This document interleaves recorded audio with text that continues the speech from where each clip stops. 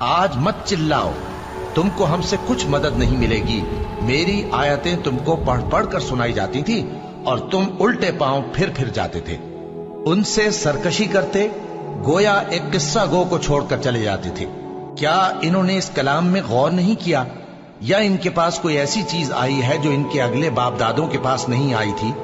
یا یہ اپنے پیغمبر کو جانتے پہچانتے نہیں، اس وجہ سے ان کو نہیں مانتے؟ کیا یہ کہتے ہیں کہ اسے جنون ہے؟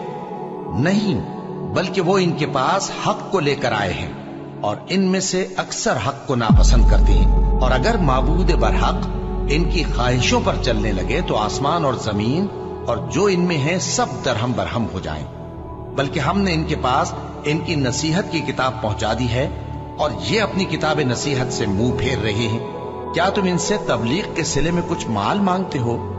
تو تمہارے پروردگار کا دیا ہوا مال بہت اچھا ہے، اور وہ سب سے بہتر رزق دینے والا ہے، اور تم تو ان کو سیدھے راستے کی طرف بلاتے ہو۔